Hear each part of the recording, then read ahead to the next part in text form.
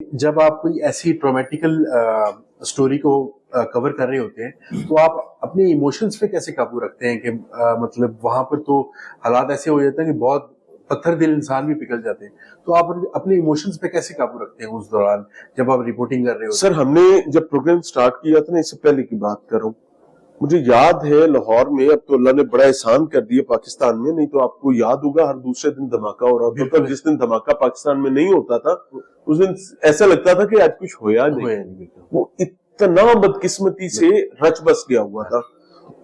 تو مجھے یاد ہے داتا دربار والا بلاسٹ، پوری دنیا باہر بھاگ رہی تھی، ہم لوگ رپورٹ کرنے کے لیے اندر بھاگ رہے تھے، یا ہم اندر بھاگ رہے تھے، اس ٹائم ریسکیو اس طرح سے تھی نہیں، یا پولیس بھاگ رہی تھی. تو یہ انفارچونیٹ معاملہ ہے. اب یہ چیزیں دیکھ کر وہ پھر انسان کو، ظاہر ہے انسان تھوڑا سا مولڈ ہو جاتا ہے، تو وہ خطا کا پتلا ہے، اس میں خطا بھی کبھی ہو سکتی ہے، اللہ معاف فرمائے. تو انسیڈنٹس کی ویریشن آپ کو اس پوائنٹ پر لے آتی کہ آپ بات سن لیتے ہیں. آپ نے کبھی دیکھا ڈاکٹر اس کا ہاتھ کیوں نہیں کامتا آپریشن کرتے ہوئے، لیکن اپنی بیٹی کا آپریشن کرتے ہوئے اس کا ہاتھ کامپے گا؟ وہ نہیں کرے گا، وہ کہے گا کہ جناب میرے سے بہتر سرجن دوسرا ہے، چاہے وہ خود بہترین سرجن ہو. بالکل ایسے ہی. اینڈ عمران، آج کل تو ٹیکنالوجی آ گئی ہے، بہت ساری چیزیں آپ کو پتہ چل جاتی ہیں، سی سی ٹی وی کیمراز آ گئے ہیں، آڈیوز مل جاتی ہیں، فون کالز ٹریس ہو جاتی ہیں. تو آج کی کرائم رپورٹنگ میں اور آج سے 10 سال پہلے کی کرائم رپورٹنگ میں کوئی فرق ہے یہ ٹیکنالوجی کی وجہ سے؟ سر بالکل ڈفرینس ہے، بالکل ڈفرینس ہے. آج کی crime reporting in fact P R crime reporting نہیں ہے. میں اس کا سب سے بڑا ڈفرینس بتاتا ہوں. ماضی میں کرائم رپورٹنگ کی جو بیسس تھیں وہ تھیں پولیس سے خبر لینا اور اس کے بعد اس کو پولیس کی مرضی سے چلانا. وہ کرائم رپورٹر جو واقعی جوتے گھساتا تھا، جو واقعی خوار ہو کر کرائم کو ٹریس کرتا تھا اور اس کے بعد اس کو رپورٹ کر رہا ہوتا تھا، وہ شاذ و نادر لوگ تھے. اور میں آئی بلیو کہ ہمیں ان کے نام بھی نہیں پتا، لیکن they were the heroes. They were the heroes actually. اب کیا ہو گئے کہ you have got the digital platforms. تو آپ کو اگر ٹی وی پہ نہیں بھی چل رہا تو آپ ڈیجیٹل پلیٹ فارم پر چلا دیتے ہیں. لیکن آئی بلیو کہ ہمارا کرائم رپورٹ کرتے ہوئے ٹون جو ہے وہ یہ ہونی چاہیے کہ اٹ وینٹ رانگ.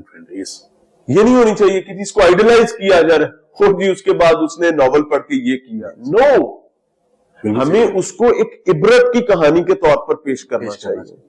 ہاں ڈفرینس بالکل ہے، لیکن فریکوینسی ضرور بڑھ گئی. آپ نے اب نوٹ نہیں کیا کہ ہر چوتھے دن آپ کو ریپ کی خبر مل رہی ہے، ہر پانچویں دن آپ کو مرڈر سٹوری مل رہی ہوتی ہے، بھائی نے باپ نے بیٹی کے ساتھ یہ کر دیا. اب مجھے تو یہ لگتا ہے کہ یہ تمام چیزیں پہلے تھیں، پرابلم کیا تھا کہ یہ رپورٹ نہیں ہو پا رہی تھی. دو چیزیں ہوئی، ایک تو لوگوں میں اویئرنیس آئی، انہوں نے پولیس کو رپورٹ کرنا شروع کیا. اب جب پولیس کو رپورٹ کرتے ہیں تو وہ سٹوری ایونچولی جو چیز رپورٹ ہوتی ہے وہ چیز اسکرین پر آ جاتی ہے. ایک تو یہاں پر بہتری آئی ہے.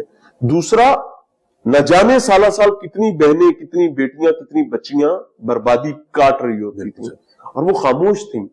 اب جیسے جیسے سوسائٹی ایجوکیٹ ہو رہی ہے، people are talking about their rights, people are reporting crimes. تو وہ چیزیں آپ کو فریکوینسی تھوڑی سی زیادہ اس وجہ سے نظر آ رہی ہے کہ یہ 3-4 فیکٹرز. اور چوتھا فیکٹر جو ہے وہ یہ ہے کہ people have got the platforms. آپ کے پاس پلیٹ فارم ہے، میرے پاس پلیٹ فارم ہے. اب ہم وہ اخبار کے محتاج نہیں ہے، ٹی وی کے محتاج نہیں ہے کہ ٹی وی چلائے گا تو چلے گی، نہیں چلائے گا تو نہیں چلے گی. اگر آپ کی نیت اچھی ہے اور آپ کسی برائی کو برائی کہنا چاہتے ہیں، جس کو معاشرہ برائی نہیں سمجھ رہا، تو you have got the plate form. آج آپ یہ نہیں کہہ سکتے کہ بھائی میں تو بات کرنا چاہتا تھا، حجت تمام کرنا چاہتا تھا، لیکن میرے پاس وہ نارمل تیل نہیں تھا، اس وجہ سے رادھا نہیں ناچ سکی.